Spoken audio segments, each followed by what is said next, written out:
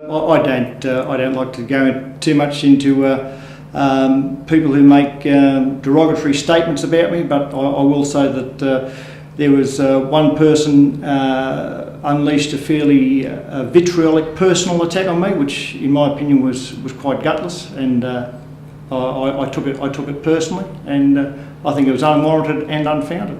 What was the attack? What was said? Oh, it was regarding I'd had several absences from council in the middle of 2011 due to being in Sydney to see my mother, and there was questions raised about, the actual quote was, anybody who misses time off council is a disgrace, and my comeback to that was within the council chamber that I don't believe I've been a disgrace to, in my role as a councillor or to Orange City Council. Over a period of, at that time, approximately 13 years, I think I'd been a very, very good representative for this council, and my overall attendances over an extended period of time, notwithstanding any other circumstance, they've been very good. Because I didn't get an apology, and that speaks more about the person rather than my absences. This must have left a bitter taste in your mouth. Oh, to a certain extent, but it certainly wasn't a precipitator for me deciding that I would not be seeking re-election in September this year. My decision not to stand in September is purely personal reasons and family reasons, and I'd like to think had I run in September, I'd probably have a good chance of getting re-elected. You don't take anything for granted. You certainly don't take the voting public for granted. I never have done. I like to think I run a pretty good campaign, and I like a contest, and I've always loved a campaign. There's nothing like being out there on polling day. It's you get the adrenaline flowing. It's like skiing downhill or being in the rapids on a kayak. It's a great feeling. I love campaign day and the election period, but my decision not to run again were personal reasons, not for fear of voter backlash, not for fear of gutless personal attacks or anything else. What will you look back on now? Oh, look, I ran my first campaign to get elected as based on independence and integrity. I think from memory I was the first totally ungrouped independent councillor to be elected to Orange City Council in a period of something like 30 years, almost living memory you may say. I ran not on a party ticket, not on a group ticket, I ran on my own. I think that was a great personal achievement, and I think what that did was I'd like to think it gave a bit of a voice out there to other people in the community who want to run as independents and not necessarily run on tickets. I think there are a time and place for all the major parties, but I don't think local councils are the place for party politics. I've campaigned against the ticket system on a couple of occasions. I don't think it's a good system. I've got to admit that in the last campaign, last election, I ran my own ticket because it's one of those sort of things. It's no good. The old expression, "No good taking a knife to a gunfight." And I think the ticket system was invented for the parties to gain control of councils, whether it be Orange Council in a regional area or Marrickville Council in one of the Sydney metro areas, wherever it might be. I believe it was a system which lays a strong foundation to give advantage to politically based parties and groups. What do you see as your triumphs?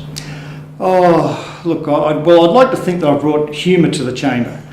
I'm a bloke who likes a laugh, but it doesn't mean I don't take the job seriously. I do take the job of being a councillor very, very seriously, but there's a lighter side of things. I said at the end of last night's meeting, I said that sometimes people search for a maxim when they're leaving an organisation, some sort of parable to give to people. I didn't have a parable or a maxim, but one quote I remember is from the late rugby league coach Jack Gibson, and that was, "It ain't brain surgery, coach." And it's pretty simple. And he was talking about rugby league football, and he's talking to one of his assistants after a grand final or a big match. And Orange City Council isn't brain surgery. And the moral to the story is it's 99% common sense. And I think that if you can bring common sense to play, then you're a long way there. So I've always taken a common sense approach. And I've liked to see the humorous side of things, and I'd like to think that I haven't been affiliated with one party or one group or another, and I've represented basically everybody out there in the community that I possibly could. When I first got elected, somebody said, "Well, who are you going to vote with?" Because the council in those days was pretty much divided into two camps: Labor Party and the Conservatives/Nationals, and there were anecdotal stories where they called themselves the Black Hats and the White Hats. I don't know who were the Black Hats and who were the White Hats, but So a mate of mine said, well, who are you going to vote with? I said, well, I'm going to be voting with the no hats. So that's the way I took it. So I've been voting with the no hats ever since, and I vote on the issues of the day. It would seem to me, and it would seem to most people, that you're exactly the sort of candidate that Orange should be looking for, or the type of candidate that Orange should be looking for in the upcoming elections in September. What do you think the qualities should be? Oh, look, you go back to the basic stuff of honesty and integrity. It's pretty easy to say those things, and they're hard things to stick by. They are hard things to stick by. There's no two ways about that. You run for the right reasons, and the temptations are there. Let's not be misled. The temptations are there. We hear it every day about state and federal policies. They get exorbitant phone bills, or suddenly they're visiting strange sort of houses and booking up to federal credit cards and these sorts of things. And the temptations there at local government level as well.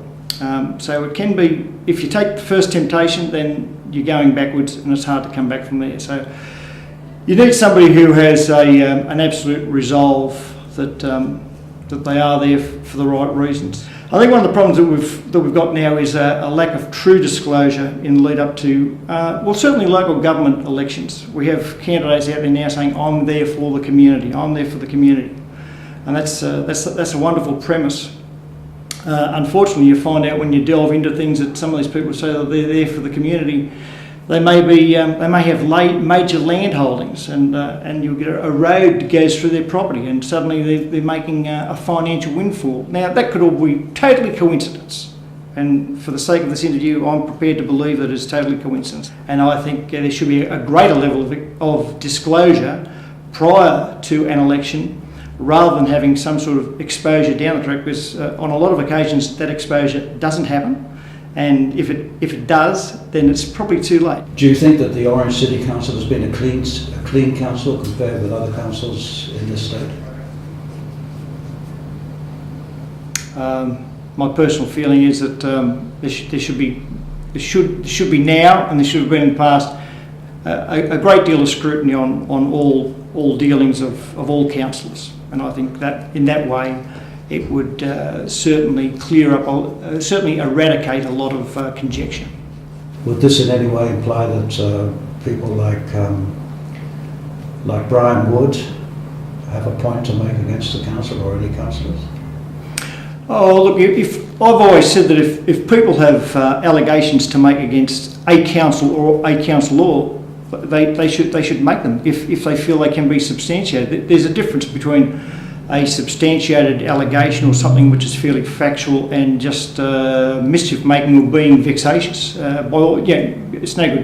It's no good sending something down to ICAC or the Orange City Council General Manager to be investigated just because you've got a bee in your bum over something. But if there is some shred of factual information, by all means, and I've said this many times in Orange City Council at council meetings, if people think that the council is operating inappropriately, illegally, in violation of the Local Government Act or whatever else, they should go straight to ICAC. So if people have a bona fide information, by all means, they should take it to the appropriate authority. I think that would be a better course of action rather than making unsubstantiated bleating in local media.